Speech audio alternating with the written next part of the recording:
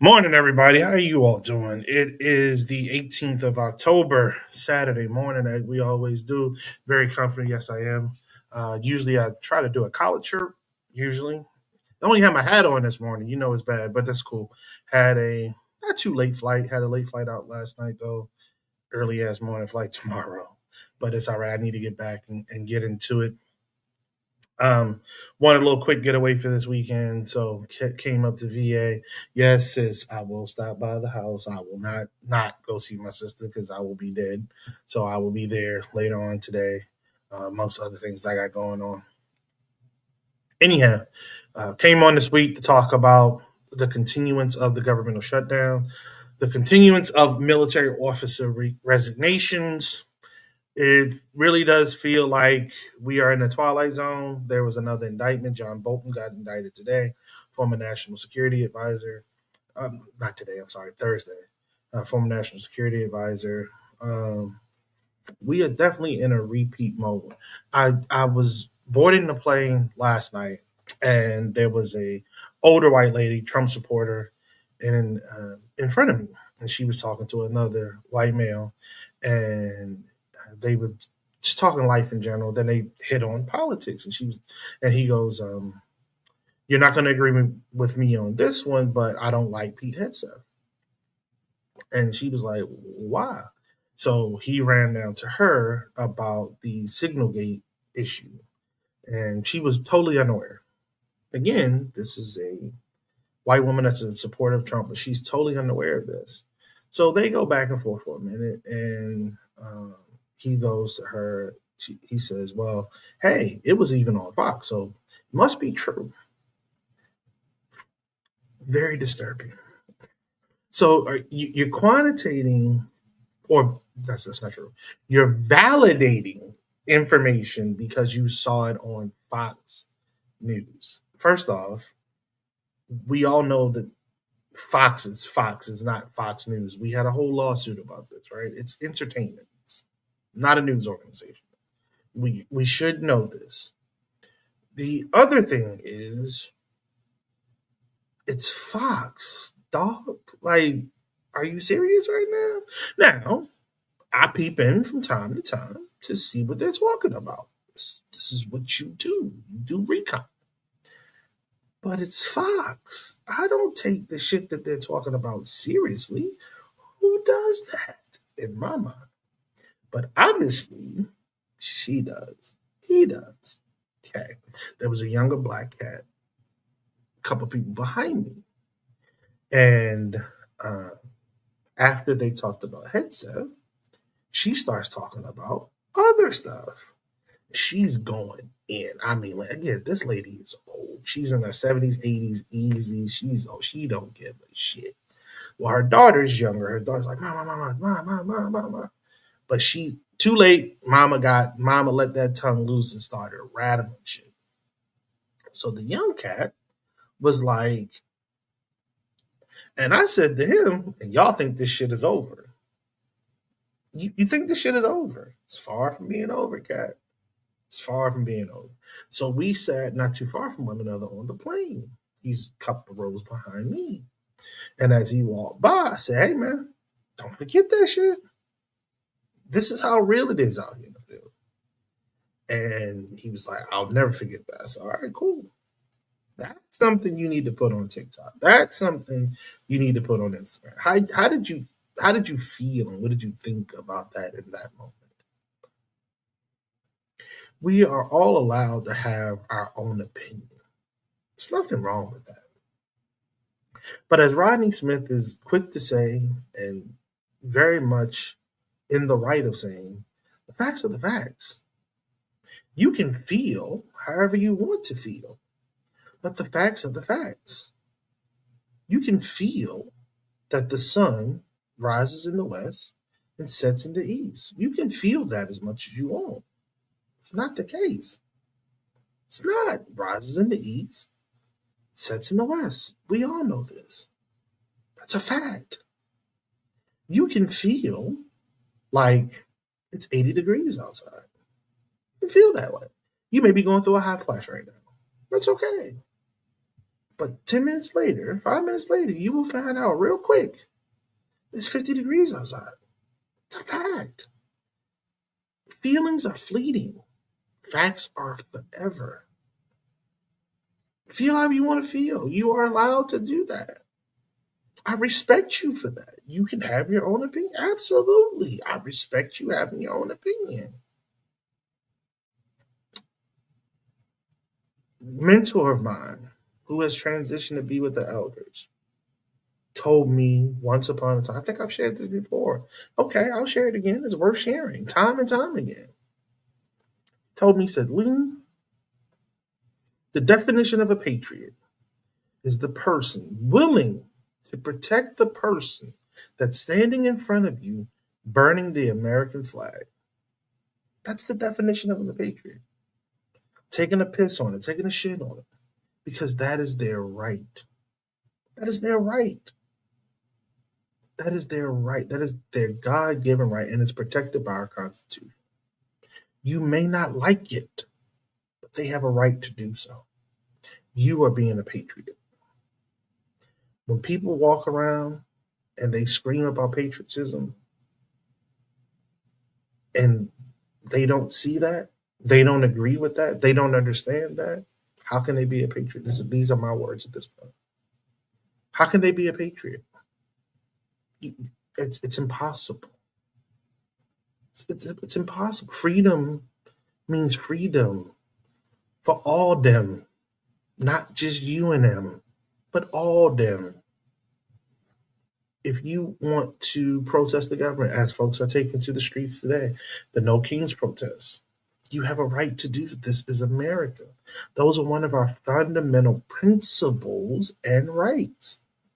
It's in the First Amendment to the Constitution, the right for you to protest the government. That is a right. If you're targeted by the government for doing so, they are not being patriots. If you are harassed by the government for doing so, they are not being patriotic. They are not taking their oath of service to core, because that's what we all do. We take an oath of service to the American people and the Constitution of the United States of America, as we swear to protect the people against enemies both foreign and domestic.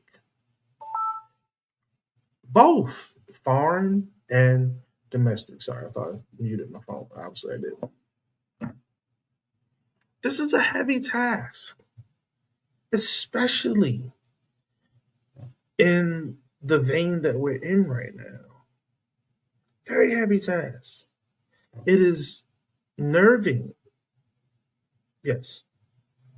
Makes me extremely nervous to see folks whom are career servants to our country and our way of life bowing out.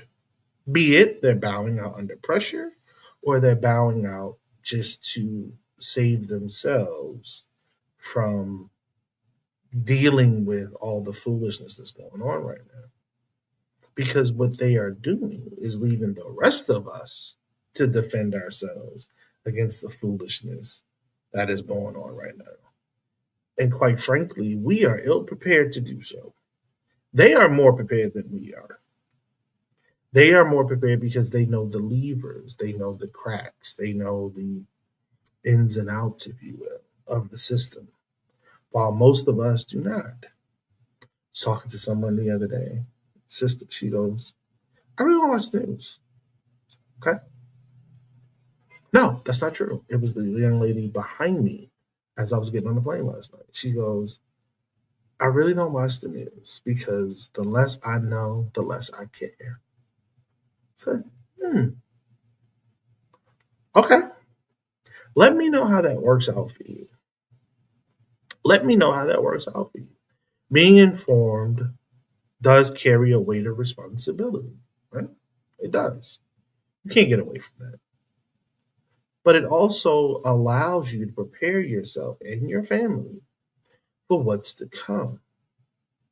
Not being informed is a disadvantage to you and the ones you love because you don't know what the next knock on the door is going to bring. You don't know who's going to be knocking on your door. And that is a problem. That is a problem. I was walking through a store just the other day and I saw some more MREs, meals ready to eat. And I thought to myself, like, yeah, I need to get some more of those. And I've said this before and I haven't done it yet. So I think the next time I see them, I'm going to just go ahead and grab them because I do need to get some more of those. Just to have them, just to be prepared. Because you just never know. You really never know. And you look, worst case scenario, at some point I can give them to the homeless. There are plenty of people out on the streets right now that are in need. If they turn that away, then you have to ask yourself how much of need are they really, to be honest with you. But that's a different story for a different time. I also thought about, I was hoping Rashi was going to be on by now. I also thought about menopause yesterday because I was thinking to myself, I know a lot of black women that go through menopause and they really go through it. I mean, just through it. And you hear that a lot. I know all women go through menopause. I just don't hear white women talk about it as much as I hear black women talk about it. So the mind clicked on the question of, is it different? I got to figure that out. I got to find somebody to come on and talk to us about that. Also want, before this month is over, God willing, the creek don't rise, to talk about breast cancer survival and or loss. It is Breast Cancer Awareness Month. I do want to get into that topic. I don't want to turn away from the the other matters at hand, right? It's not like this shutdown isn't important. It's not like these indictments aren't important. It's not like people aren't feeling the pinch from where we are right now because they are. If you've flown recently, you are. I meant the again flying out yesterday at the airport. What a difference a week makes. So last week there was a TSA agent at almost every daggone stand last week. This week there were not. They're not at all. I think there were four TSA agents at the stands, and I'm going through the damn TSA pre line, which is a blessing. Yo, let me tell y'all something. If you don't have TSA pre, please get it. It is absolutely worth it, and if once you get it, you will never, ever, ever allow yourself not to have it. And you don't have to go through the clear thing. And clear is like stupid expensive. Clear's like $200 a year, some crap like that. TSA pre is $85 for 5 years. I'm not doing a damn commercial for them. I'm just telling you, like it is definitely not world changing, but it's a definite step up. Seriously, it is damn near necessity if you want to travel. But um and you don't have to do the global entry piece. You do not have to do global entry. Do not allow people to talk you into spending that extra dough for global entry. There's you don't have to do that. But bare minimum, get TSA free. It is just sweet, super sweet.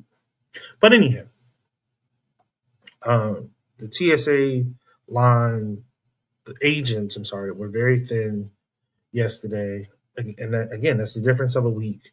I'm flying out again, not next weekend, but the weekend after. So the week of I said Thanksgiving. God damn, you know I'm moving already. Halloween, going up to see Brother Barry, and I'll be up in Minnesota that weekend.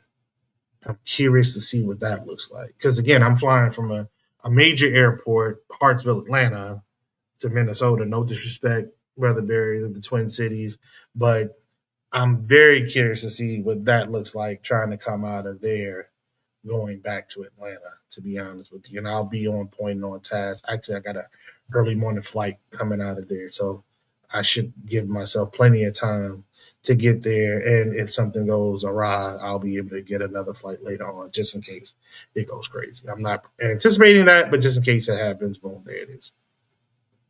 Brother Bear, you on mute. You on mute. You on mute. Into our, I don't think, oh, so yeah. Can you hear me now? Yes, sir. Go ahead. I think you've been going to our airport 2 and not our airport 1. No, because we got 2 airports. Okay. And so I think you fly into airport 2. If you go to airport 1, you'll see how crazy that one is actually all the time because we're so close to the Canadian border. How you doing, brother? I'm doing good.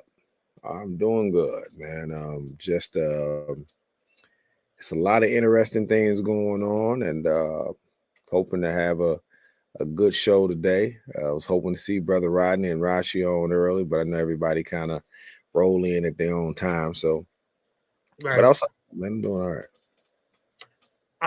I'll get to this before you and I really start chopping it up. I was there 30 years ago, a couple of days ago.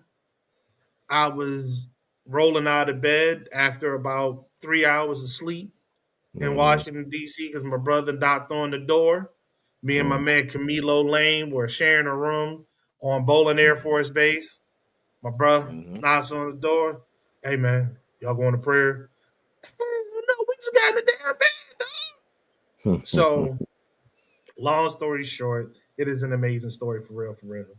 Me and Money Lane have been, I guess, even closer friends. Well, I would say before then we were really just associates. Now we've become more friends since then, to be honest with you. The plan, he came to me actually. He says, brother, are you going to the Million Man March? And I was like, yeah, that's absolutely. I already put my leave in. Blah, blah, blah. He said, well, man, I would like to go. If you want to ride, we can take my car. And I was like, whatever, don't matter to me. He said, bet, we'll take my car and we'll go together. I said, cool. So he comes early that day before, whatever. He comes to get me. And he said, man, I got good news, I got bad news. I'm like, what up, son? You canceling? Because I'm thinking I'm be able to share the ride. So I was happy. He was like, nah. But sis just had a death in her family. We both work together. They can't let both of us go at the same time. So my boss gave me the thumbs up, but I can only be gone for the March. I got to be back the next day. So I go, oh, word. So I said, okay, bet we gonna make it work. We leave. We drop her off, her and her daughter off. We get up there, try to hook up with my brother, Kev, can't find his ass. So I'm like, look, I'm gonna show you Baltimore.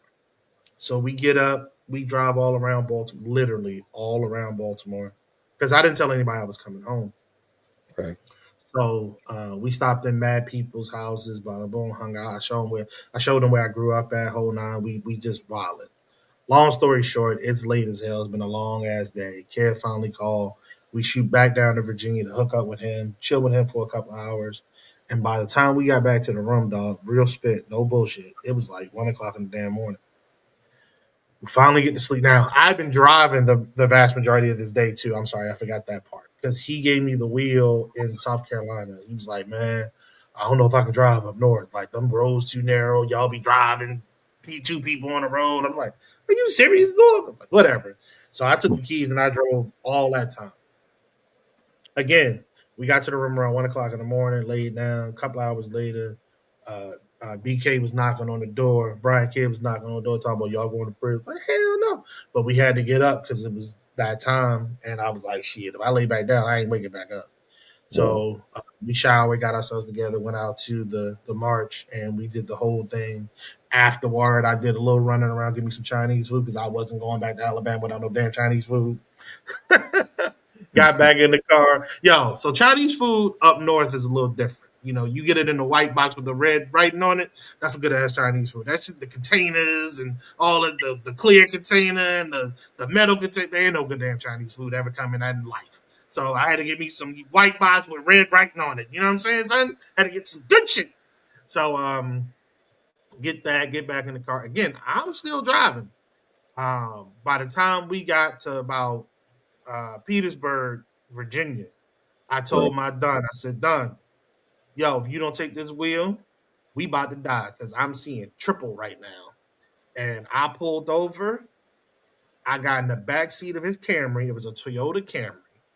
I went right to sleep. When I woke up, we were pulling in the gate of Maxwell Air Force Base, Montgomery, Alabama. I slept that damn long. I rolled out of that back seat, went into my room, crawled in my bed, and slept till 11 o'clock that day. I was tired as hell. You hear me? Right. Tired. But shouts out to my man. Again, we've been even closer ever since that day. Shouts out to BK, Brian Kidd. It's my brother. Love you to death, bro. He over there in the UK right now. Shouts out to my cousin, Jerome Vaughn. And shouts out to my man, Percy Charles. Because Percy and my cousin, allowed Camilo to be off that day. If they said no, he wouldn't have been able to go. And I think it was a life altering experience for my man Camilo, and it definitely moved me in a different way. Yes, sisters were there. They were literally standing next to us. Brothers were in trees, literally in trees, sitting, just chilling. It was an amazing, amazing, amazing day. It was definitely something I will never forget. And I just like the inauguration, the first inauguration of President Obama, I will never ever ever forget that day. You know, I am very grateful that I was able to make it. I was very blessed to have been a part of it. And Brother Barry, going back to you and how Minnesota fits in this, I know the brothers that we met when we went to eat brunch, they said they had been meeting every Saturday since the Million Man March. And I had wished that I was smart enough to ask you before to get one of them on the show. But I will ask you now, if you see them again, could you snag one of them and see if they'll come on the show to talk about how that commitment 30 years ago has continued through today? Okay. No To, problem. yeah, brother. Oh, Rodney Smith is in the building. What's up, brother Rodney? Yeah, he tired. Look at his face. He like, man, look, I just rolled out of bed. I can dig it. I can dig it. I can dig it. But let's Thomas, you've been hitting on a lot of good stuff too, man. What have you been sharing with the peoples? Because I saw you shared a video of a young brother that just was murdered by the police the other day. Oh yeah, that was brother Rajon Stubblefield out of Aurora, Colorado, who was murdered by a police officer while his son was present. Um, you can see the video where the police officer punches him while he has his back turned, and the brother puts his guards up and he's walking towards the police, and the police officer unalives him. Uh, Posted it because I saw my zone, who was with Tamika Mara. They were talking about it. And I just want to say, we are at 60% of the watch out. And I promise you, once this app is launched, and keep in mind, we talk about this everywhere. Black people have to stop being so behind the times. We have to make sure that we are protecting our own civil liberties and stop expecting everyone else. And, the thing that I'm thinking about when I see Rajon and all of the stuff that's happening in the country right now, part of the issue is that everyone does not go through the struggle. And I say this all the time because there's Black people who live in the ghetto who don't have the same issues as the rest of the people in the ghetto. But ironically, those are the same people that always want to run to the front of the line and lead the pack. And what do I mean by that? Is that if you have never been harassed by police, and if you've never been threatened to have your life taken by the police, you don't understand how severe of a threat that is. Hence why people who were once saying Black Lives Matter start referring to black men as bullet bags. Mm. Keep that in mind. Hence why the people who were still on the front line when it was Mike Brown or Tamir Rice, then they started and said, forget about the brothers. As soon as the sister got killed inside of Kentucky, they said, say her name. Make sure you say your name. And not only do you say her name, but then say, well, I'm tired of speaking up for the brothers because the brothers don't speak up for us. That pivoted. But if you've been in this situation your whole entire life where you had the fear of the police from the ages of 5 to 105, if you have that interaction like most black men in our community have, then you understand that when the cameras are off, your life is still at risk. Any interaction could be the end of your life. So for me, Travis said to Rodney, is Brooklyn in the house? It's Brooklyn in the house, yeah. Bed-Stuy, do or die. Bed-Stuy, do or die. And good morning to brother Marlon as well. But I just wanted to point that out because I feel like what's happening around the country with this situation, with what's going on, there's still people out here partying as if they didn't just announce SNAP benefits are going to be cut. You're going to have relatives knocking on your door that's going to need that money for food. Like let's be aware. Like Tupac is my favorite rapper. I think he's the greatest rapper. Part of it is some of his prolific lyrics. And one of my favorite lines that he said is he said something about a guy got robbed for his gold chain because he was blind to a broken man's dream. And see, that's not a Biggie lyric. Big wasn't that prolific. That's a Machiavelli lyric because don't do that. Come on, man. ABC 1, 2, 3 is a lot different than chemistry, brother. Now, we'll talk about that later. This ain't the time. Let's be real now. Okay. That line, blind to a broken man's dream, because Big will be blind to a broken man's dream. That's why you got to talk about all the expensive stuff that he has.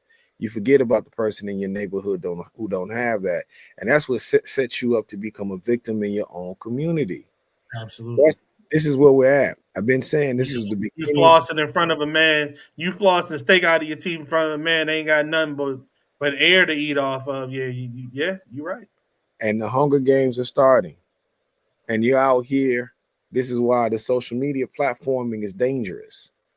Because the people who ain't got it, they'll watch your platforms and they'll tell you where to go get it.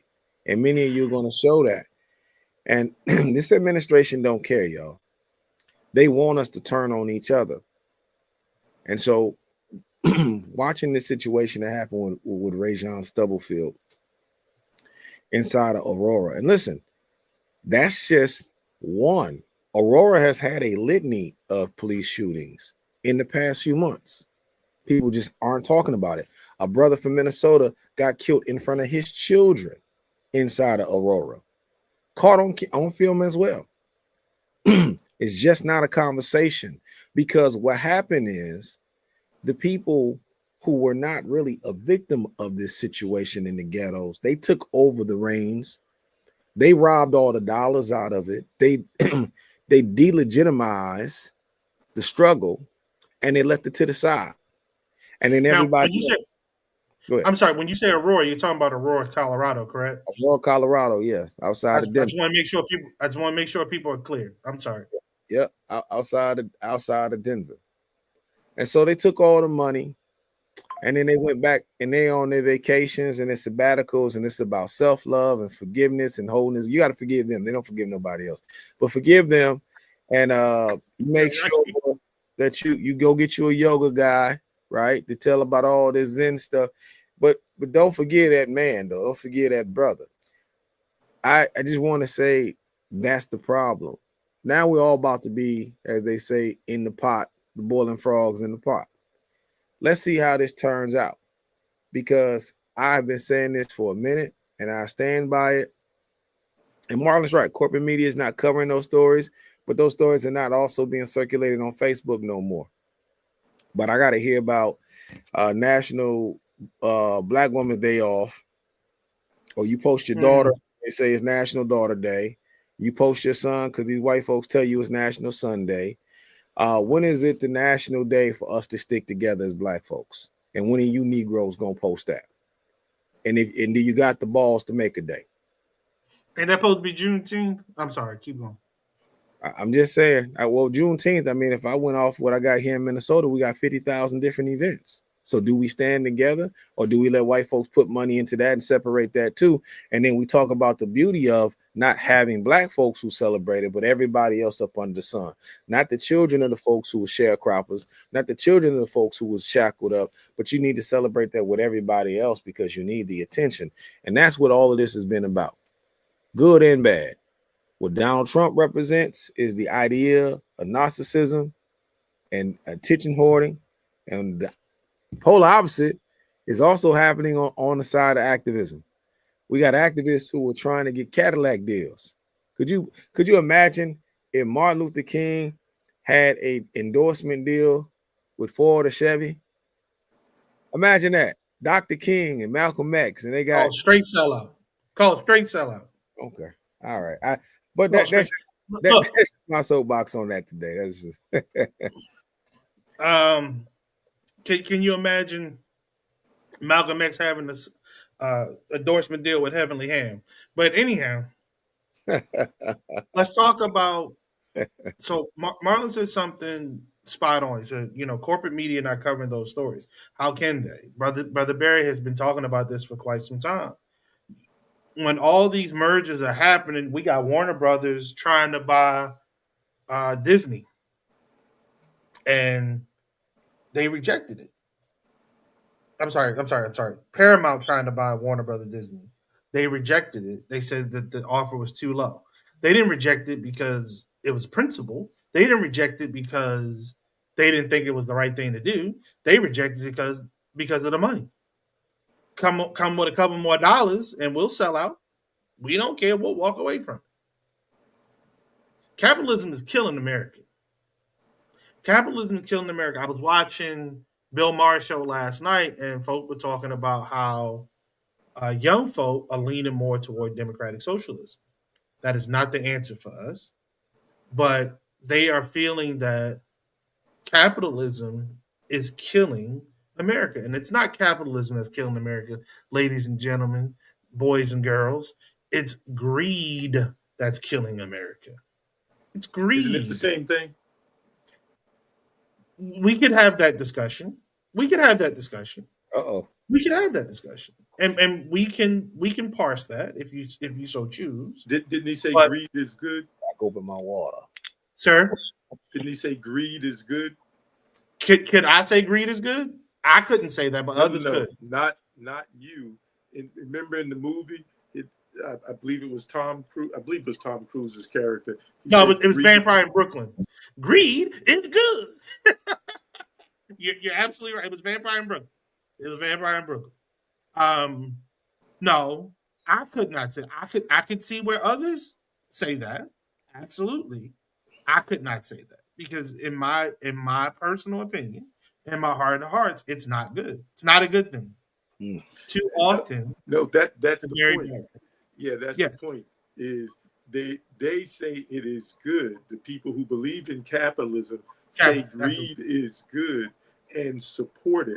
It's because capitalism is predator prey. Or if anyone ever watched, I forget, it's the guy that says there can only be one Highlander. Oh, the Highlander is my favorite show. That was a great movie too. There can only be one.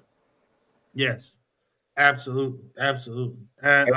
So let me say this though. I think what people are missing out on is unchecked capitalism is the problem. There you go. what you describe is really against the Constitution. It's against the law of the land. We're talking about monopoly forming. Yep. And the problem is that we have not enforced monopolies or broken these larger corporations down since we broke up Ma-Bell. And that's something that people need to understand. They broke up Ma-Bell in the 90s for the exact reason why these media conglomerates should not be able to control media. And I'll give you a good example. NBC today, this week, just fired all of the people who cover Latino news, African American news, LGBTQ news, Asian news, etc. They just cut a whole diversity force. But you cut that force because the ideas of the capitalist who owns NBC now, who's also a MAGA-minded person, they have no need, nor desire for that. Another thing that I noticed this week was Tubi. And I knew Tubi was going to get to this because Tubi's owned by Fox. And this is how Fox was established in the 90s. Once again, because we tend to not like history, but we tend to repeat the same mistakes over and over again. I started noticing the new commercials for Tubi this week are now they're advertising white shows and movies on Tubi more. Why? Because black folks have already given them enough as far as marketplace share. We've already been supporting Tubi. We've already built it up so they can start getting ad dollars and things of that nature. And black folks love Tubi, and Tubi was a great way to get some of those low-budget black films on. But what you're going to find out, it's going to be hard for those films to make it on Tubi when they make this hard switch. And the hard switch is going to be for low-budget white films, right? And then they're going to start taking it, and it's going to be a harder place for black folks to get placement. So I say that to say, when you have unchecked capitalism, and you only have a certain group playing by capitalistic rules and values, and then you have another group who just want to be a consumer base, right? Black folks got to get out of the idea of just consumption. What does it mean to really own something? What does it mean to really put your dollars into something and you don't need to see an immediate return? This is a part of what John Henry Clark talked about, the immaturity of the African throughout the diaspora, right? You have to have enough patience to plant something into the soil and let it sprout up. That's your own. It's your own crop, right? So the conversation that I've seen also pop up this week, and I'll rest there because I'm trying to talk smaller, is that this idea about us owning black social media. And I'm like, I'm with it. I'm all for it.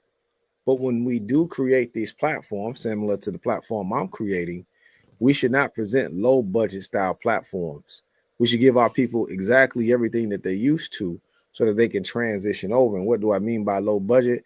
I mean, if you have the ability to have a conversation with your cousin inside of Mississippi and you live inside of Baltimore, because of it, don't stop those things, because that's what keep people on the platform, is developing and finding families. That's what makes social media big, is the ability to connect all over. So when you create these platforms and we start talking about capitalism, it's not bad if we hop into it for ourselves. We just got to get in the game for ourselves. And then once our people do invest dollars, let's not sell them short. Let's give them everything that they put money into. You don't have to go on 25 vacations as a CEO, black man. You could take one, you could take two, and still put out a great product. Yeah, true that. And continue to invest that money in the product to keep it improving and keep it moving. You threw me for a little bit with that one, but oh no, I'm going back to CNN. If you all follow me for a half a second, so CNN this week, you had AOC and Bernie Sanders on doing a pseudo town hall. Did you see that, Brother Barry? I did. Did you see that, Rodney? Nope. There was a question from an audience member in which he said, I can't remember the exact words. I'm paraphrasing if you all don't mind. I'm getting old, so I'm forgetful a little.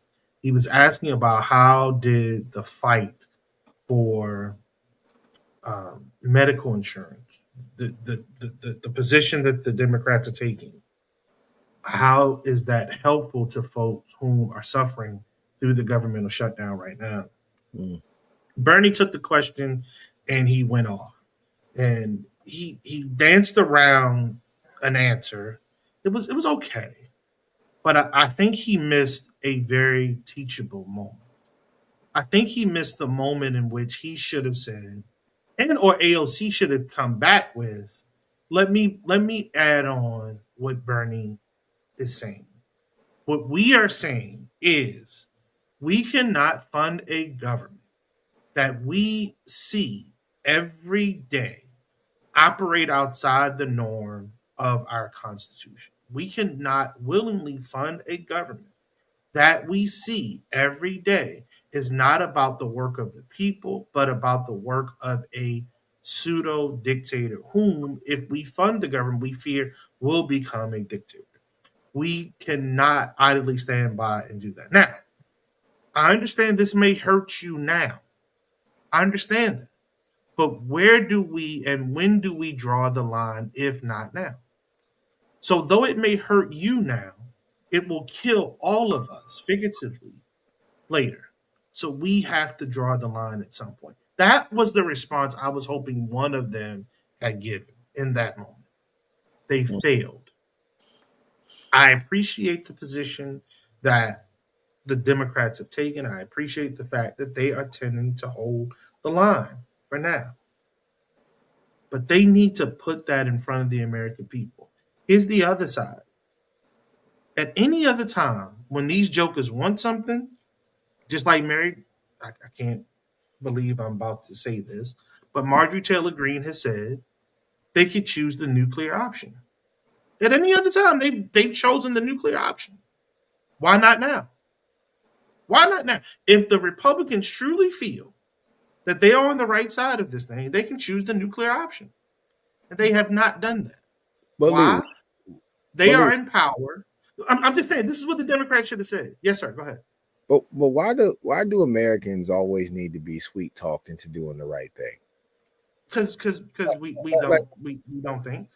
I'm just like this idea that you almost have to coddle people. Now, granted, I was the kindergarten teacher who balled up the coloring paper and threw it in the trash in front of the student, tell them start over. So I probably ain't got the type of heart that other people have. But I tell you, my students learn how to color a lot quicker. Fact of the matter is, this idea that we're talking about, it's Americans have to ask what do they want for themselves. We're talking about $1 trillion transfer of wealth in one bill. We're talking about a president who promised 90 deals after his tariffs, as Brother Marlon was talking about the tariffs in his comment. So far, in the last 9 months, they've only got 3 deals. They said 90 deals, it's 3 deals. And them 3 deals ain't major deals. Nothing. Nothing So, major about them at all. So to me, I think a lot of it, just my 2 cents, is that Americans have to understand you're paying the price of pain because not just this election, but elections in the past, maybe elections over the last 2 decades, we have not gotten out and exercised our right to vote. And we've been constantly decaying away this thing called a democracy, which is an experiment.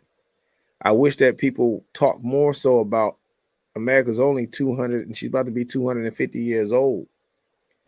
This isn't something that has been perfected. We're working on perfecting it. But you don't work on an experiment if the people or the participants in the experiment quit. If they just quit, then where do you get your data? See, we don't know because people have checked out and they are not participating. And so I get the idea of them saying it properly, Brother Lee. I get what you're saying. They should say it properly. But I'm more on the app side of what is your civic duty as an American? Because Americans are checked out. And how we know is we can go on our timeline and watch the conversation consistently. It's a consistent conversation on our timeline. And one last point, because this is how I know when our people will be ready.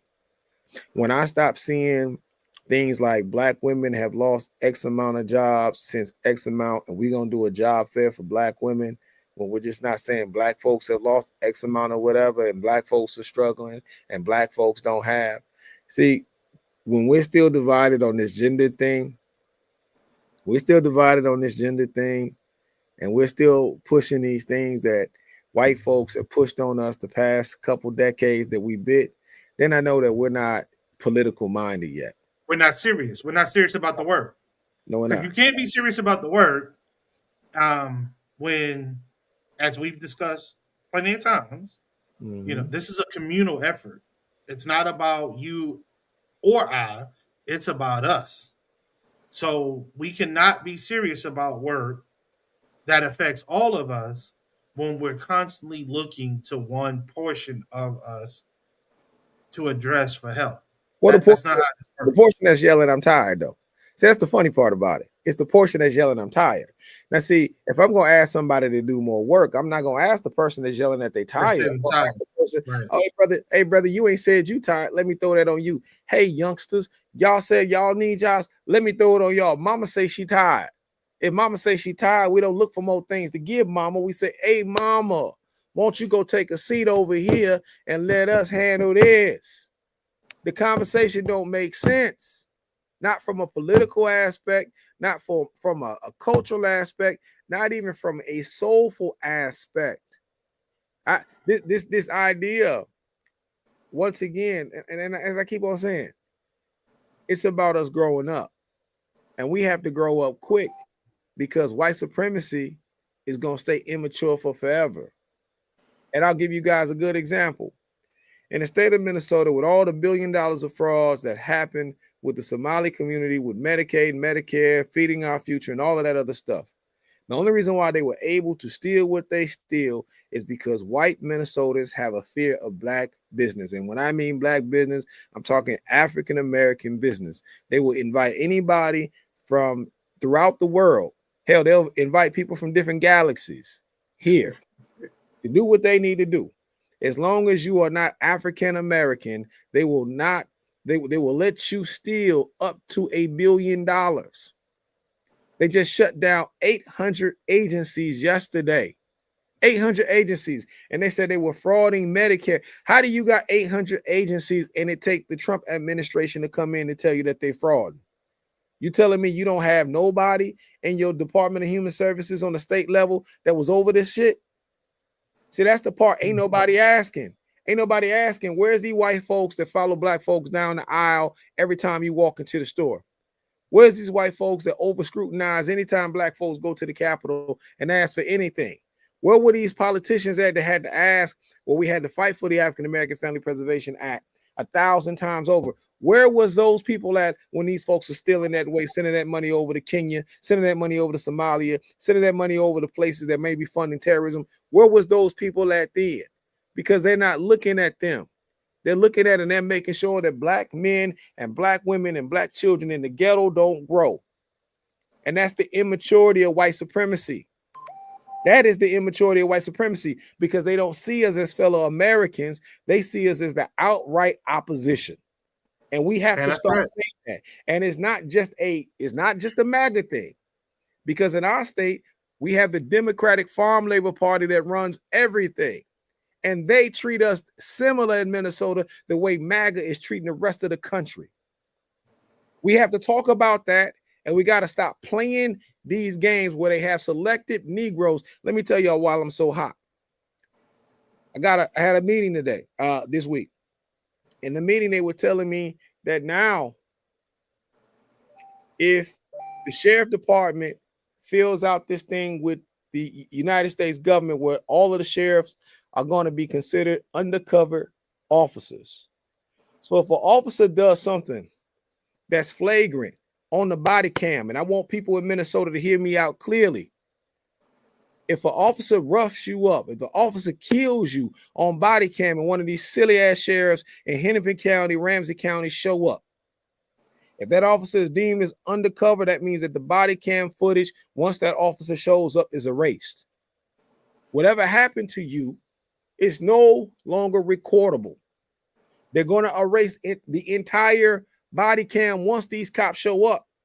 Now, let me tell you, it's a black sheriff in Hennepin County. She'll be the face of that. Hold on. So say that one more time. So you're telling me that they have agreed that if an undercover officer comes to the scene, whatever body cams were there before, because you got to protect that. Because you got to protect the officer. Protect the undercover. Because you got to protect the officer. Wink, wink. And it's a federal law. Started under what administration? This administration. So you got to understand what's taking place. And when we're sitting around here telling these folks, hey, you might want to get online with the watch, you might want to get on board. I don't want to have to beg you. But what I don't want is for people to have their loved ones roughed up, their loved ones killed, and we keep rallying after the fact. How about we arrive beforehand? Ain't nothing like a good rescue beforehand.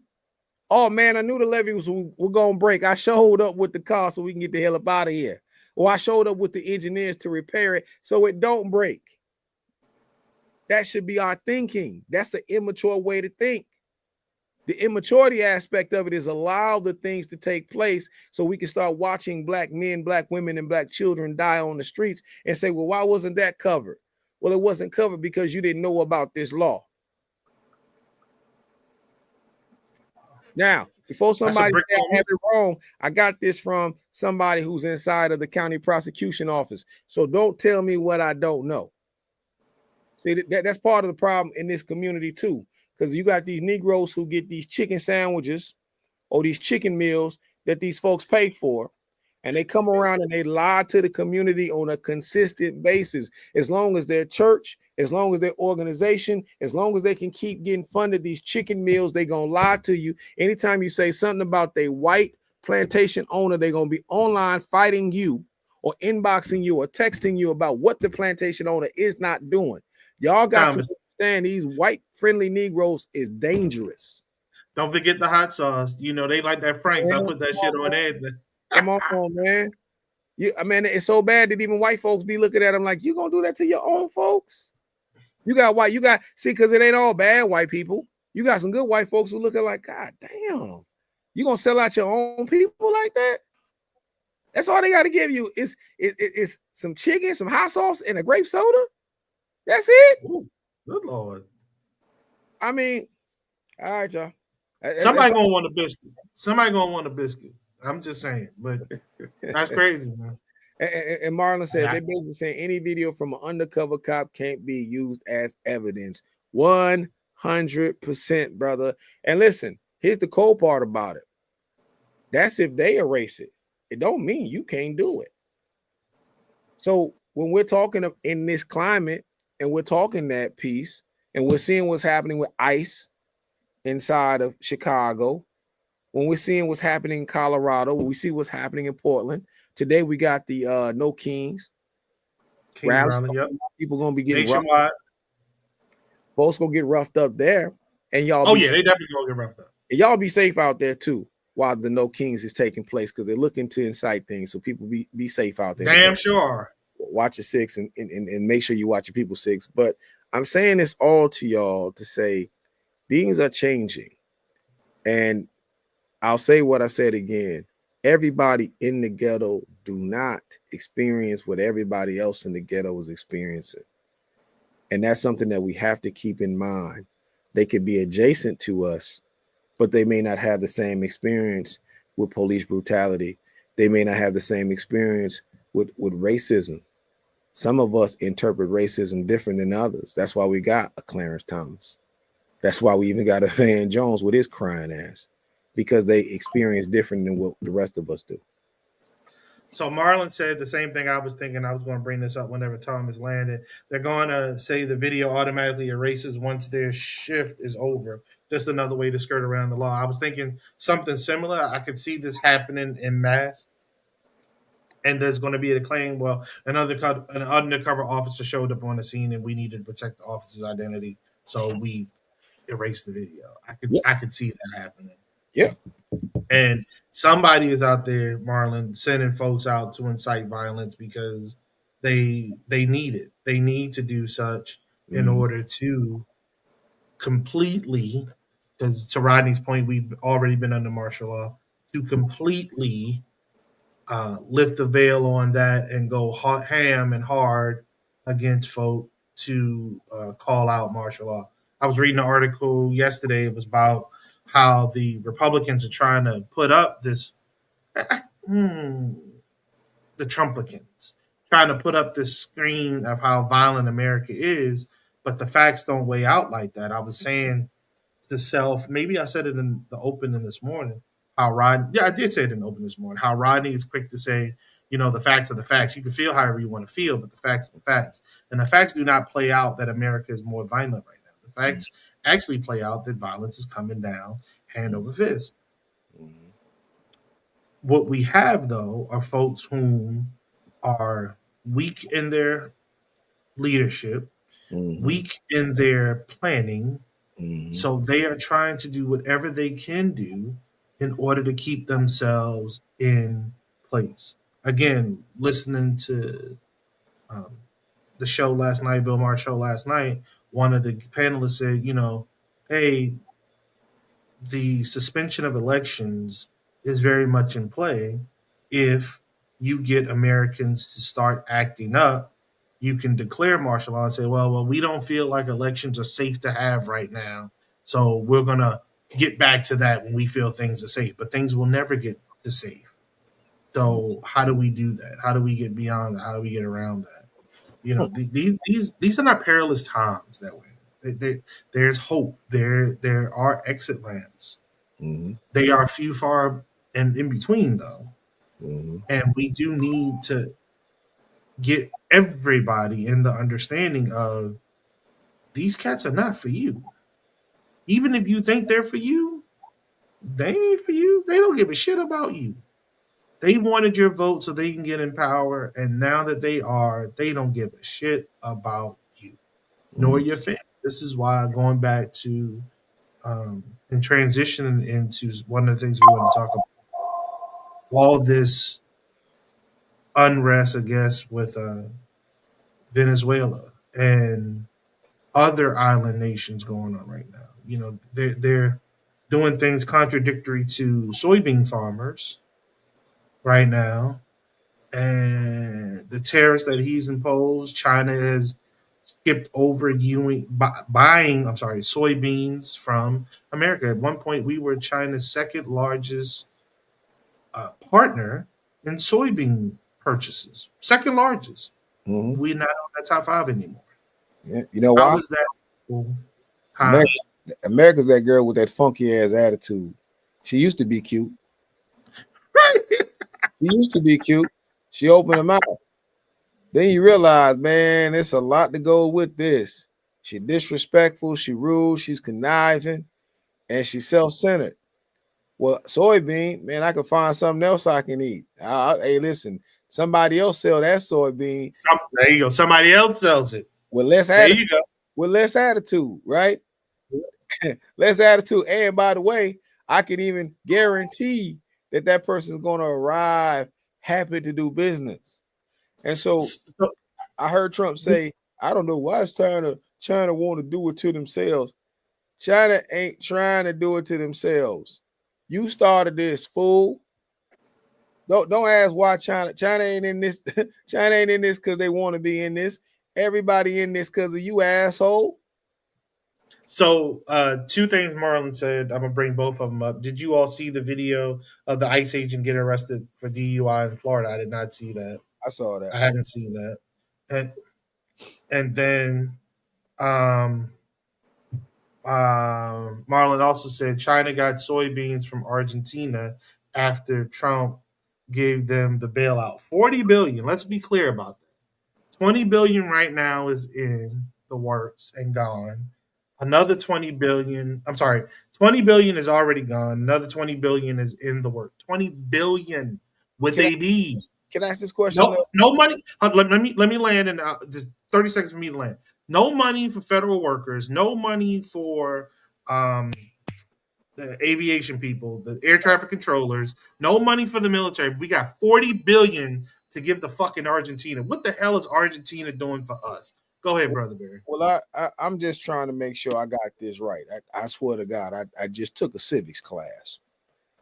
You telling me that a Congress that's been out of session for this long authorized the 40 billion, or does this guy think he is the Congress where he can authorize the 40 billion?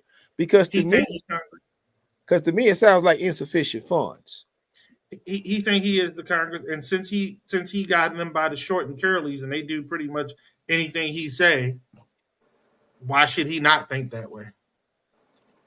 Well, y'all brothers, this is what I was thinking about America, and this goes back to the people again. I'm sorry, people, if I keep putting this on y'all, but at some point, Americans are gonna have to choose Americans, and what I mean by that is not the Democratic Party, not the Republican Party, not MAGA, not the Democratic Socialist elite. I want to start seeing people getting so pissed off that they're asking for recalls. Don't get violent. Go look at your congressional member, and if he's a Republican and he decided to stay at home versus being in DC all these months, ask yourself, why are you as a taxpayer paying for somebody to stay on vacation? And if you don't like the idea that $40 billion went to Argentina while you cutting SNAP benefits in November, right before Thanksgiving, if you don't like your healthcare premium is going to rise, and also that if you don't like the idea that this is just unruliness, then in certain states where the law permits itself, Wisconsin's one of them, and there's a few more, all you have to do is get enough signatures to do what? Have a special election. You can recall some of these politicians. If you recall some of these federal elected politicians and make someone and have special elections and get them out of there, then you can get a Congress that can go back to controlling the purse strings. And if the Congress, correct me if I'm wrong, I just want to make sure I'm right here. If the Congress comes back and they do their job and they control the purse string, could that Congress also trigger off this thing called impeachment? Can't they? Yeah, do they that? could. They could. So they can get. But you got to have willing participants, and well, that's Bitch what Boy Johnson. I'm sorry, Bitch Boy Johnson. They try to do that. But see, this is the thing, though, brother. If you go and have special elections and you take them out of the majority, then the American people can listen. This is all I'm saying today. This is all in the American people's hands. And that's all it is. There are certain levers that we do have in place if we decide to use them. We just can't panic. We can't just be angry. We throw just our hands up and walk away. No, that's the problem. There's things that we can do and that has been done. It's all about, do the people have the courage and the morality to do it? A lot of this is about morality, y'all. And what I mean by morality, I'm not talking about in the gossip sense that you guys are on the shade room. We're talking about a morality of a government that will tell its own people, no, we're not going to feed you, but we'll send $40 billion over there. No, we're not going to make sure that we're tending to our schools. We'll get rid of our Department of Education, but we'll send money elsewhere that could be going there. We get these ICE agents. There's no real background training on these guys. I showed a video last week on that 5-hour stream in Prince George County. It looked like Officer Doofies. They were these two guys. One was white, one was black. They were ICE agents. They were wrestling down this Latino guy. You could tell that he was, an immigrant because he spoke no English. And the white guy riding in, his gun is falling all over the place in the middle of the street. So is his mask. And then he picks up his gun after it falls and could have shot somebody else, a bystander, and he gets to pointing it at the crowd. And then the young brother that's with him, his mask didn't come down, but you can see he wasn't trained either. And he gets to pointing his gun. And I'm like, they're going to kill somebody. They are going to kill somebody. And when they do that, that's going to set off a faster response to violence than anything else. But that is sparked by this administration, though. And we got to start saying what it is. This is not a both and situation. You play spades, Rodney? Lee, you Oh play yeah. spades? Oh yeah. We Rodney showed me how to play bid whiz too. Okay, so in spades, when somebody has a Boston, what does that mean? Somebody runs a Boston on you, what does that mean? I'm embarrassed and I'm getting up from the table because I'm done. But no, Okay. they got all the cards and they win every book. The Republicans have a Boston right now. There's nothing else to talk about. If you black out there, you can just talk to these white folks and just say, hey, man, it's a Boston being ran. And the only people that can stop the Boston is the people who got the cards. They got all the Trump cards, no pun intended. They got all the face cards, no pun intended. They got all the spades, no pun intended. There's no way we're going to get a book. So we have to hope that there's a level of morality on that side that still exists. Because if not, it's going to take everybody else banding together to force that morality. But those days are gone, though, bro. Those morality days. I'm listening to people talk, and that's just not where we are right now. You I know, agree. we have people right now that could give two shits about your morality or your thoughts of morality. They are going to push through whatever they want to push through to accomplish their goals, and they don't care how you feel, and they don't care what you think about them. That is the difference. Um, I want to stick with Venezuela, Argentina, if you all don't mind. We got a little less than an hour in the show, and we got to hit the other topics that we wanted to discuss. So, Admiral Alvin Halsey decided to retire, step down, whatever the hell you want to call it, at the end of the year. This brother runs the U.S. Southern Command, which operates in the Caribbean. We know that there have been attacks on drug speedboats happening from the administration on a number of occasions here lately. Allegedly, there was a attack on a drug submarine here lately as well. Um, we don't know why we're flying B-52s near the Bahamas or in the Caribbean. Is what the hell is the Caribbean going to do to us? To be honest with you, anything and everything we need in that area is secured. Trust me. I but waving the dog is the only thing I can think of, Rodney. In this case, honestly, because the domestic policy is so haphazard that you got to do something. Marlon said earlier something about the Epstein files. You know Thomas Berry's position on that. He believes that Halloween is going to be it. Congress is fearful of coming back into session, especially the House, because they're going to have to seat and swear in that young lady who is going to be the last signature required to move a vote on the Epstein files. Remember, they've been out of session since September the 19th. We'll go into that in a couple seconds. But going back to Venezuela, going back to the Caribbean in general, I don't see the reason for this, except for you're trying to show that your dick is bigger, and that's the only thing I can think of in this moment with respect to them. It's outside the fact of you're trying to show some type of shortness or some higher degree of testosterone. I don't freaking get it. This is not where we need to be spending our money. This is not where we need to be spending our time. It is straight up a distraction. It is a distraction from all the other bull crap that's going on right now. And unfortunately, it's just way too much bull crap that's going on right now. Why are we in day 18 of a governmental shutdown? Why are we discussing the possibility of this going on into a whole nother damn week? Mm-hmm. Again, The House is out. They have not been back since September. The Senate failed in its 10th vote.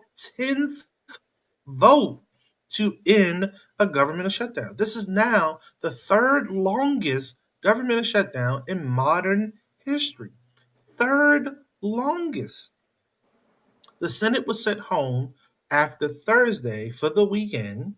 They're not returning till Monday with the proposed vote to hit the floor on Tuesday.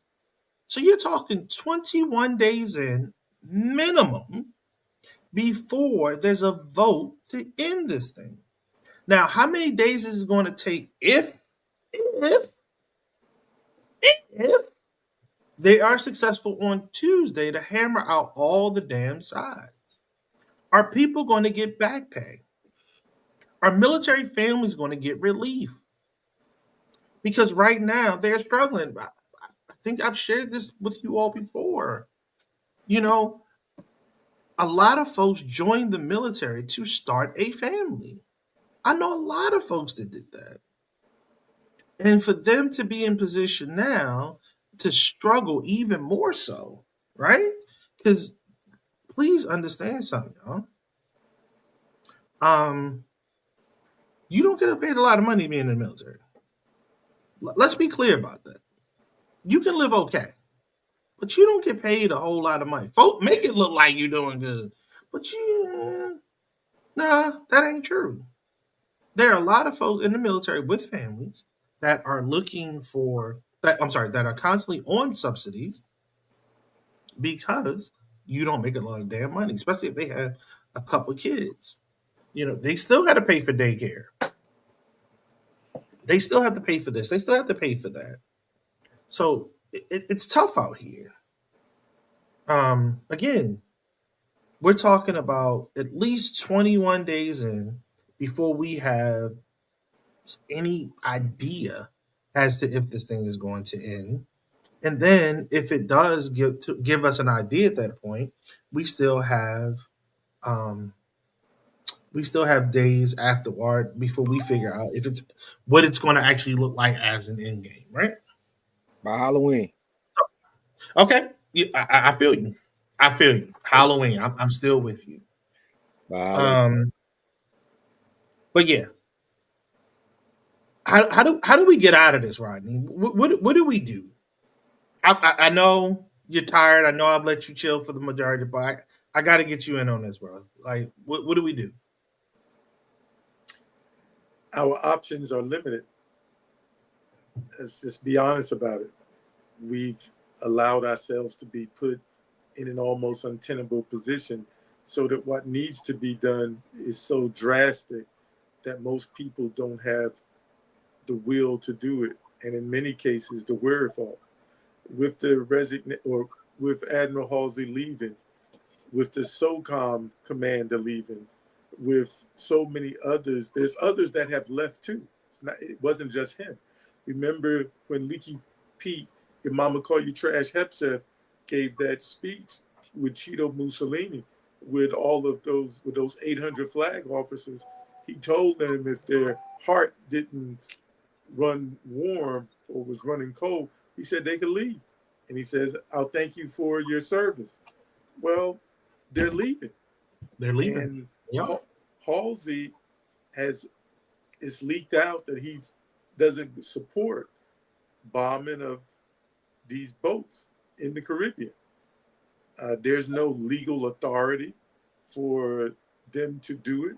He knows what he took his oath to. And there's other people in the military who are getting out. Heck, my son is getting out because they refuse to follow an illegal order. And these orders are illegal. So what are we going to have to do? I thought Brother Barry was, cooking pretty hot. A part of that is we have to know what we want. We have to be willing to say what we want, and we have to be willing to put a demand on those in office to give us what we want. And if they don't, we have to be willing to put somebody in their place who will fight for our agenda. But you have to have one. There, I know locally here in Las Vegas, in the state of Nevada, yeah, there's a lot of ideas, but there is no agenda for us. Heck, the Democrats don't even have an agenda. And black people definitely don't have a black agenda. They have agendas, they have lists of things, but there's no organized effort to bring those things to fruition. So I laud the people out there at the No Kings rally. More power to you, fight courageous. I warned my people last night to look for instigators, infiltrators, insurgents, and I reminded them of what COINTELPRO Black Hate was and is today. But we put ourselves in a position where, in order for us to get what we want, because I don't believe that El Taco is going to leave without a fight. There, if you know about Christian nationalism, which is largely what this is about, a part of it is pain and blood. And if there is no pain and there is no blood, then they are not done. And if we want to get past them and get past this, we better be ready for receiving some pain, inflicting more pain, spilling some blood, and having blood spilled. What did Frederick Douglass tell us? It was the ballot box, the jury box, or the ammo box. Well, we've failed at the ballot box. We have intermediate success, but haven't stopped nothing at the jury box. What's left? Remember, 10,000 slave catching bounty hunters haven't even made it to the streets yet. Think about the woman, I believe in, I think it was Chicago, that got shot multiple times. We're talking about shooting as if it's going to be something that happens later. Nah, I'll stick to my guns on this one. Martial law is already in effect. When's the last time a Southern army has invaded a northern state? The Civil War has already started. We haven't declared it, but it's there. The actions are the same. DC, the seat of power, has been taken over by MAGA. So there is no Republican Party. It's just the maggots. Let's call it what it is so we can act accordingly. In G.I. Joe, they would call MAGA Cobra Kai. Cobra La. Remember Cobra La? Cobra. I remember Cobra. Now, so remember, it was Cobra Commander, and then they had somebody else came in to overthrow him, and he came in with a faction called Cobra La, which was separate from Cobra. Now, I say this, you all, because Rodney brought up Christian nationalists. And I heard something today, and I just said, dang it, man, this is going way too far. That the right-wing Christian nationalists believe Jesus is too woke. And that in their churches, they want pastors to preach and not to refer to Jesus at all. That's because more folks are recognizing that Jesus is black. That's what that's about. No, bro. I want people to listen to what I'm saying. They're calling themselves Christian. If you're a Christian nationalist, you're supposed to be under the banner of Christ, whether he's black or whatever. They're saying Jesus is too woke. So when they give sermons, they can talk about everybody in the Bible but Jesus. And I'm saying that to say that shows you how cultish the mindset is, because you don't speak about Jesus anymore because your leader, Joe or Trump, right? American idolatry, there you go. Because your leader, Trump, is now your Jesus. Trump is now your savior. So that's why, Lee, that's why I didn't want to say the black Jesus being the savior. That's now who is their that's now who their savior is. So just think about it from that vantage point, and you say, damn, you got right-wing Christians. Their whole thing was supposed to be about Jesus, and now Jesus can't even be mentioned. Whew. So I want to share something about Christian nationalism that I just learned like last week, reading some of these books because I wanted to know more about Christian nationalism since it seems to be playing such an impactful role in every facet of our lives now. Christian nationalism is again one of those things where the name is a name, but it's not reflective of the organization. Christian nationalism has very little to do with Christianity. You do not have to be a Christian to be a Christian nationalist. You don't even have to be right wing to be a Christian nationalist. As a matter of fact, the biggest indicator on someone voting for Cheeto Mussolini is the fact that they're a Christian nationalist. Not that they're a conservative, not that they're Republican, not even that they're white. It's that they are a Christian nationalist. And Christian nationalism is not in parallel with Christianity. There is no Christ in Christian nationalism. So when they're saying they don't want you to speak about Christ, it's not antithetical to who they are. That actually is who they are. It's sort of like the Nazis calling themselves socialists because socialism was more acceptable during World War II than fascism was. So the Christian nationalists, it's just a name to throw us off, has absolutely nothing to do with Christianity. What it does have to do is with power, control, blood, and whiteness, violence, the tenets of Christian nationalists. There, as long as Christian nationalists are pulling the strings, there will be pain or violence that leads to blood because blood to them is the baptismal, is the cleansing of whatever they don't believe in. And the things that they don't believe in anybody but a certain percentage of white people. At the gathering last night, somebody mentioned that Stephen Miller, and I haven't fact checked this, so somebody else fact check it for me, that said that Stephen Miller wanted to bring the nation's population, I believe, down to 113 million people. Well, there are 200 and about, I think, 19 or 18 million white people in this country. So that means all of you white people, you don't get your ticket punched. So come and join the real Americans and fight back on this fascism while you have a chance. The Southern Command is really our main war fighting command. And when the commander says that he is stepping down after only 1 year in, after Leaky Pete, your mama called you trash Hepseth, said if you don't like the direction that we're going, what I'm saying, then get out and we'll say thank you for your service. I read the letter from Leaky Pete, your mama called you trash Hepseth, and he says thank you for your service.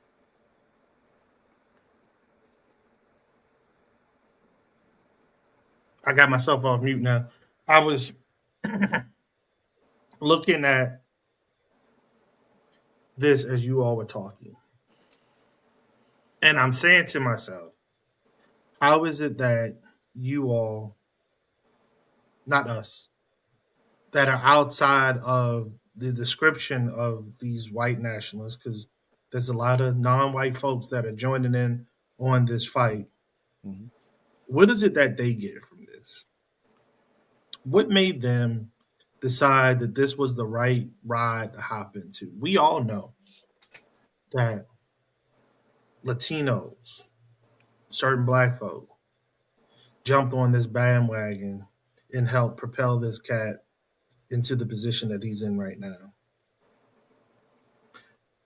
What turned them so off from the norm of American society that they were willing to go this far to the fringe with their vote?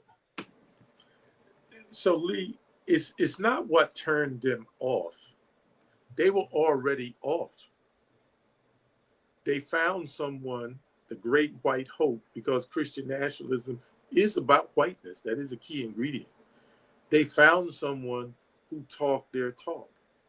And for the black people and every non-white person, for that matter, non-Christians, because Ramaswamy sure isn't Christian. The reason why these people jumped on is because they believe that.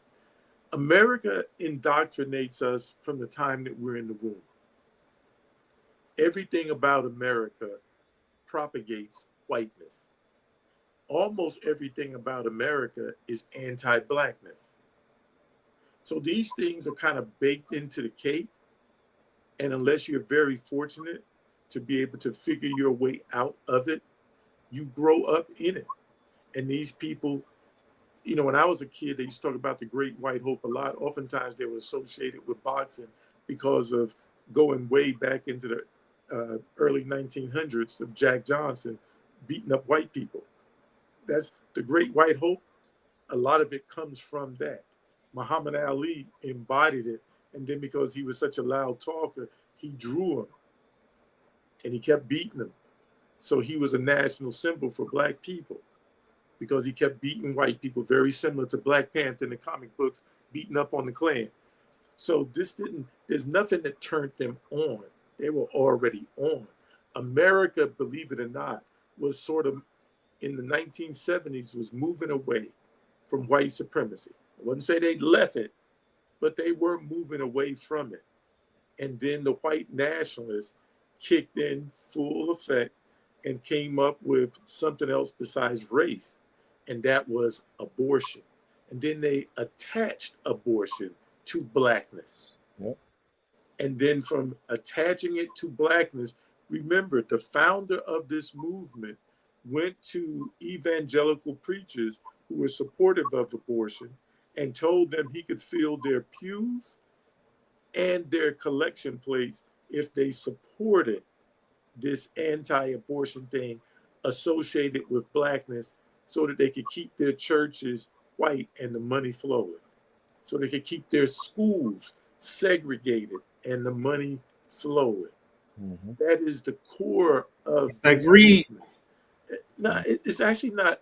It's greed in that they don't want to share their personage or anything else with black people. Immigrants, that's just a sideshow.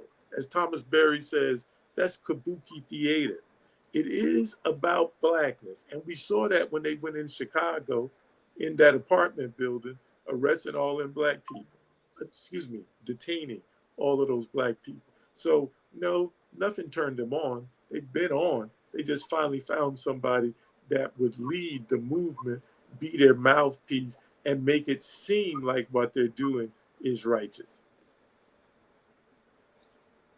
100%. Got you. 100%. So, 100%. Say again, bro. I said 100%. I mean, look, man, he's right. They're not off. Like, these are people who hate the people that they hate too. It's a mutuality here. You know, it's the humpback from 300. You hate your own people. That's why it's easy for you to talk down to your own people. Ramaswamy got his own taste in Ohio this week when they told him flat out, the future of the Republican Party belongs to white Christians, and you ain't one. That's right. They told him. They didn't use no fancy language. He got an old Midwestern cracker cursing. That's what they told him. You ain't one of us. And he'll still stick with it, hearing that he's not one of them. Because the idea is he don't like his own people. He don't like black folks neither. He don't like Latinos neither. It's easy for them to do it because they already have that self-hate. They're just plugging into the hate train. And I think where the national media has done a major disservice in this dialogue is not really sticking to the fact that white supremacy is funding this. And what I mean by funding it can either be by the dollar, the vote, or the manpower. But the idea of white folks being on top is what this is all about. Just listen to Stephen Miller. Just listen to Bannon. Just listen to Trump if you listen clear enough. This is what this is about. And we don't need to volley it. We don't need to ask any other questions. Look, man, if it was about what they love to say, you're anti-Semitic. Well, what were they saying inside of that young Republican chat? They talked about them ovens. They talked about they loved Hitler. Did you hear? Did you hear them come out? Anybody say, "Oh, these folks did they give them the Kanye treatment"? What chat? JD Vance said that was just young men being young men. What do you mean? Well, JD married his wife, and his wife might be a white dot, which means that she may also believe in the caste system too. So these are the things, because we need to know exactly who the Hindu people are. All these folks who want to get into start doing yoga and meditation, you better start studying these folks and what they really think, because you might find out they don't have a high tolerance for certain type of people if they feel like they're poor, if they feel like they're sick, if they feel like they're unworthy. Sound a lot like white supremacy, right? Because this is what this is about. When they say they want to cut it to 110, they only want the best of the best, right? JD said they were young, and that's true. He said they were young, but there was nobody under the age of 30 in that chat. So how young is it? Most of them people were his peers. And so we have he doesn't want a young man's mistake to ruin the rest of their life. And not man. I'm sorry, a young boy. Let's make sure we get this right, because this is what they do to us. Tamir Rice was a young man. Right. Tamir Rice was 12 years old. Right. So JD Vance, he spoke what he wanted to speak by saying young and youth, because then it makes it seem like, well, they're not really responsible and we can get past that. They don't give black people that benefit. You're 12 years old and you could be gunned down in a park because you are a young man threatening them. So their language is used very precisely, even though for us, it seems like, oh man, that dude is talking on a 5th grade level. That's because most of the people he wants to connect with understand on a 5th grade level. Hey, so fellas, when I first moved to Minnesota, I was playing ball, and I played for Southwest, and we're playing at Orono. It's a little small suburban way out on the far edges of Hennepin County here. It was a little Indian boy who was on the team that I was up against. I go up for a rebound. He undercuts me, but the way I fall on top of him. His adopted white mother yelled, "Get that nigger off my boy." Okay? Wow. So don't be asking why Swarmy and other people think that way, because they've lived in those environments around these folks. So let's remember there is a caste system from that part of the world. Yep. And when Martin Luther King met with them, they considered black people in America as the untouchables in their country. Those are the people that can never rise, and they're at the bottom. They are literally the ones that dive into their sewers of a bunch of poop to clean them. That's to give you an idea of who the untouchables are. That's what they considered African Americans. That's what they considered black people. And let's keep it, let's be real about this. One of the people, Mahatma Gandhi, that we laud all the time, this dude was against blackness too. Yeah, he was racist. So it's not surprising that these people who were mistaken for us are acting the way that they're acting now. And I want to say something about Ramaswamy. You all read the book, The Miseducation of the Negro, by Dr. Carter G. Woodson. There's a portion in the book where he's trying to highlight the impact of conditioning on black people, but this applies to all people. And he says, if a black person comes to a house and he's offered entry in the house through the front door, this person will refuse to go through the front door, will walk around to the back of the house, and will enter through the back door. But if there is no back door, he will build a back door so that he could then enter the house. So I want to draw that verbal picture of what the conditioning means. And Dr. Carter G. Woodson told us that back in the early 1930s. So Ramaswamy, he was told this by Laura Ingraham before on her show, that she liked him. He was articulate, etc., etc., but she could not support him because of his hue and his background. But what he did at CK's organization was he started trying to build that back door to go through. 100%. Can we go to John Bolton's indictment? Good luck, nigga. So, yeah, he fucked around, found out too, huh? So on Thursday, former National Security Advisor John Bolton was indicted by a grand jury in the state of Maryland. 8 counts of transmission of national defense information, 10 counts of retention of national defense information. On Friday, he pleaded not guilty to the charges. This eerily sounds like the whole case down in Mar-a-Lago. This eerily sounds like the classified documents that were in the toilet, in the shower stall, in the bathroom, just on the side of the garage. I said garage. I know I'm in Georgia now, so I got the little accent. I'm getting a little twang.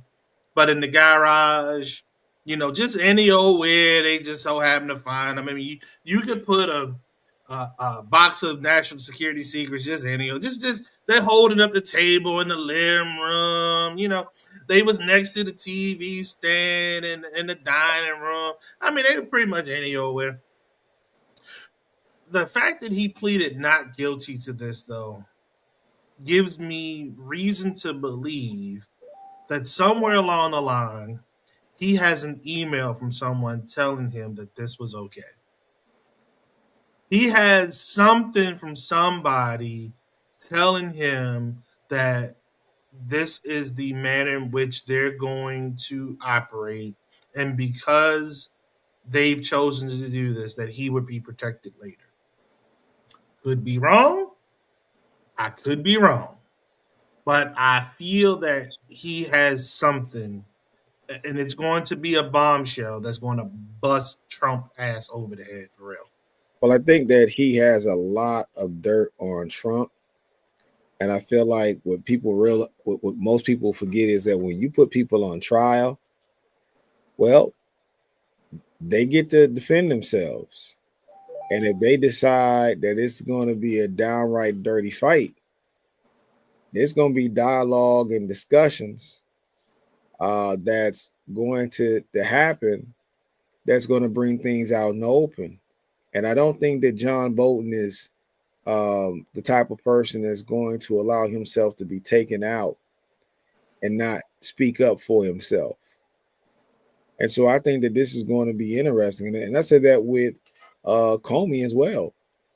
This conversation with Comey, knowing that Comey's daughter was the one who was the first prosecutor on the Epstein case, it's like, okay, y'all got to be crazy, because she has a chance to speak as well. This is information that people know. And you're right, Marlon, the discovery, and it is a vindictive prosecution. But I will say to everyone, there was a judge that warned Bolton before Trump got back in that he was playing it too close to the line. And that the judge did say he felt like Bolton did divulge some national security information that some may try to go for prosecution after in the future. So he was already kind of warned about this long before Trump got in power. And so hopefully he has his ducks in a row. And look, I don't like Bolton. I don't trust Bolton either. This is kind of like, bad guy versus bad guy. Which bad guy do you want to win? Because Bolton has done a lot of underhanded, sneaky stuff as well. And he's done a lot of crooked things, in the name of the country for himself. A lot of this, just like Trump, Bolton was trying to enrich himself. That's what this is about. And so, Marlon, you're right. A lot of this is similar, like Mar-a-Lago. It's just that Bolton ain't president.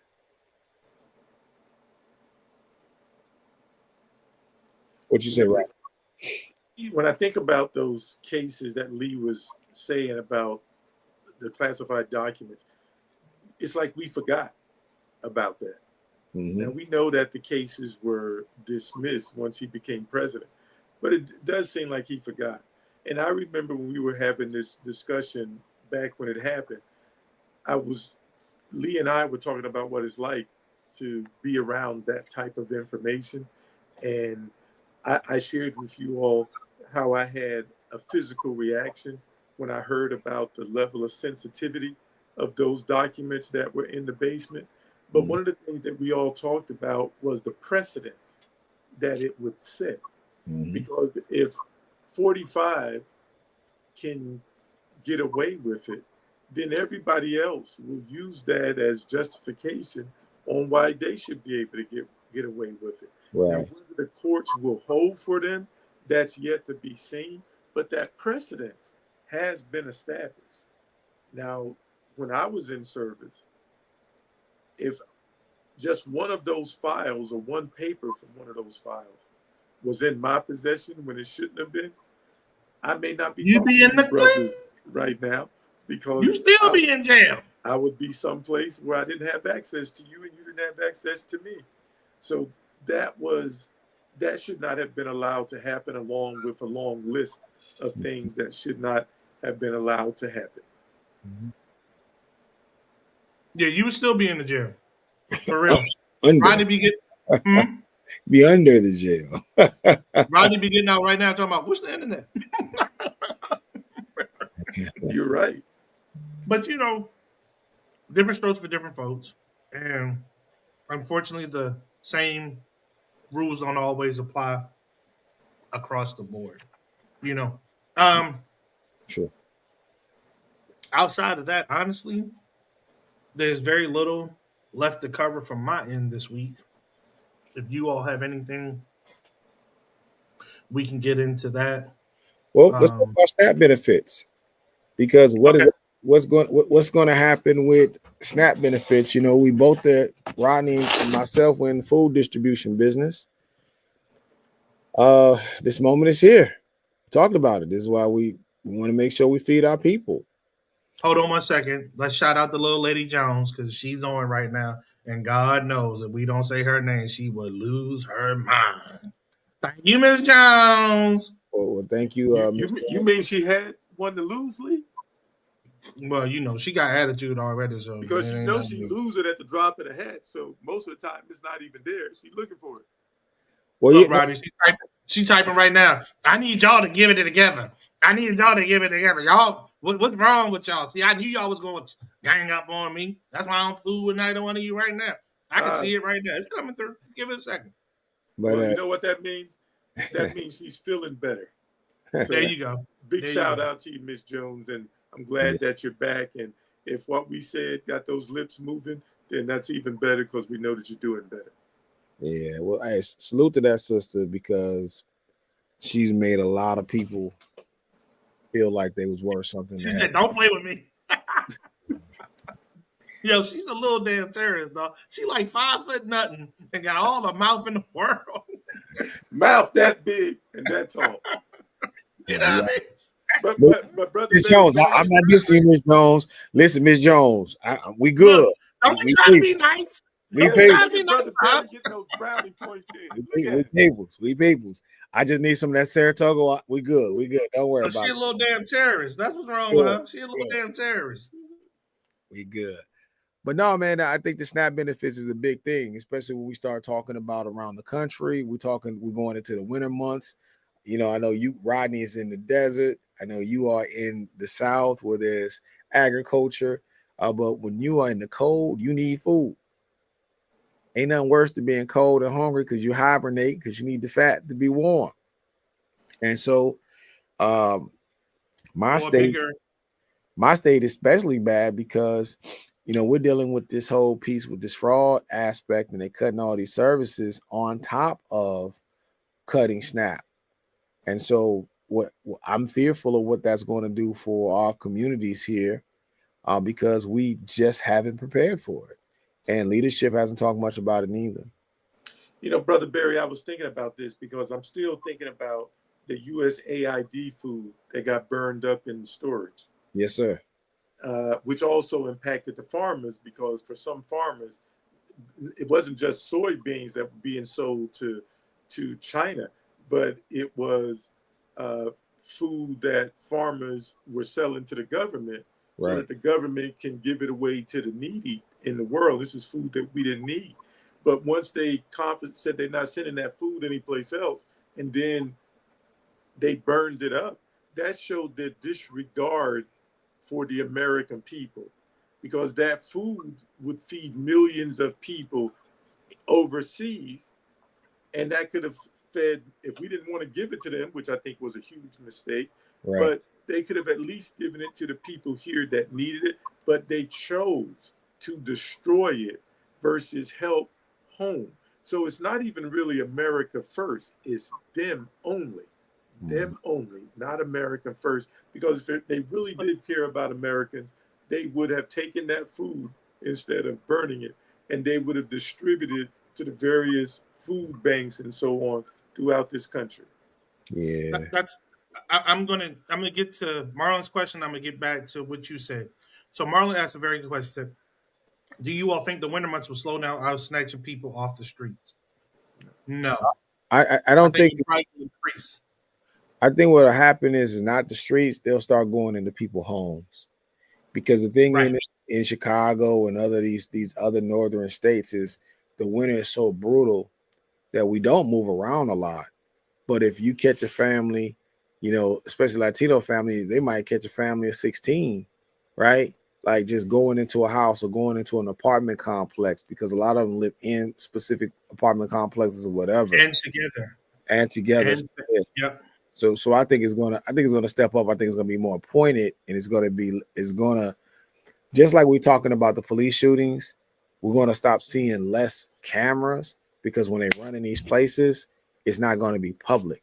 It's gonna be residential. They'll be able to pull up in these Hertz vans, do what they do, snatch these people out, and keep it moving.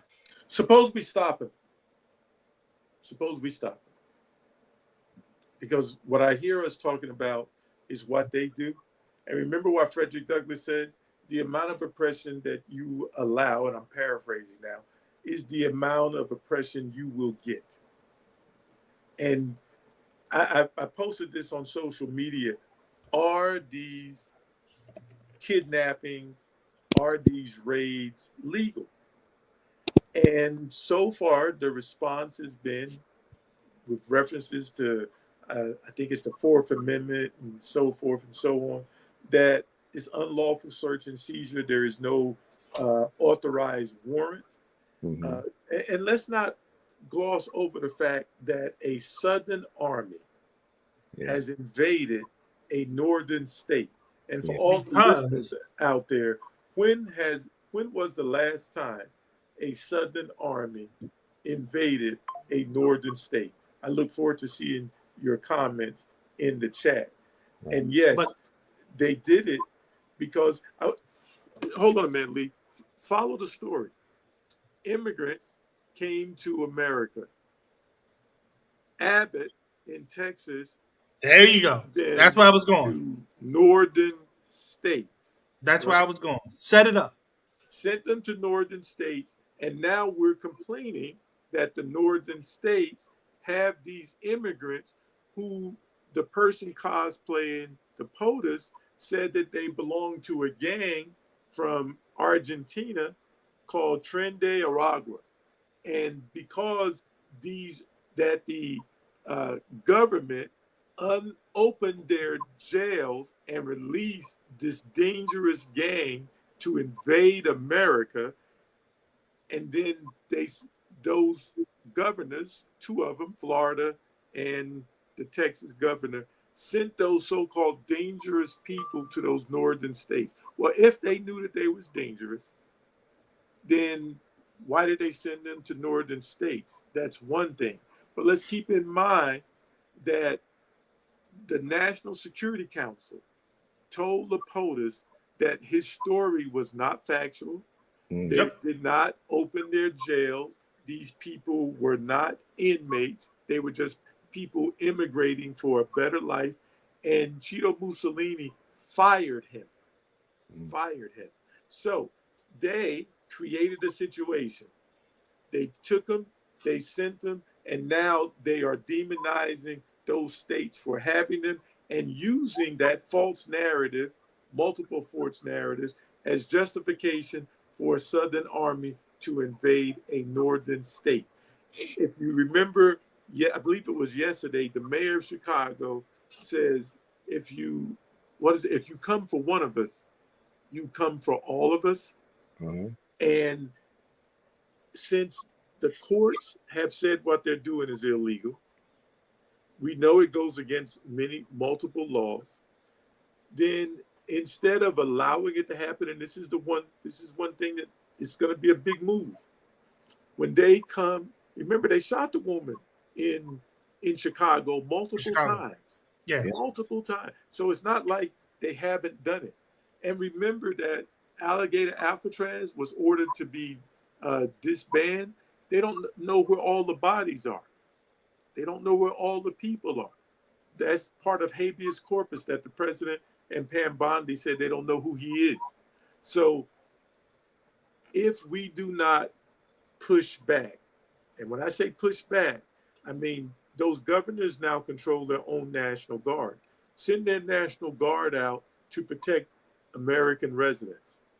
They control their own police forces for the time being. If these people are kidnapping people, then arrest them, just like they tried to arrest the one for DUI. If they violate the laws, stop letting them violate the law. Ain't that funny? This all started from a handicapped racist, Governor Abbott. I just want to point that out there. He's a handicapped racist in a wheelchair. And then the other point I wanted to point out is in Chicago, the person that was over ICE, he resigned yesterday. So he resigned. Yep, that was in the news yesterday. So the guy that was over ICE in Chicago, he resigned. Oh, damn. So can I go back? Go ahead. Land, and then I'll go back. I'm sorry. So I was going to say, I think this is going to be an interesting winter throughout the Midwest. And I think the story about you guys talked about last week with Rashi, it was the state of Indiana, which is a Republican governor trying to poach cities from the state of Illinois. It was not the people from Illinois trying to go. Indiana was trying to poach those our agricultural counties from Illinois.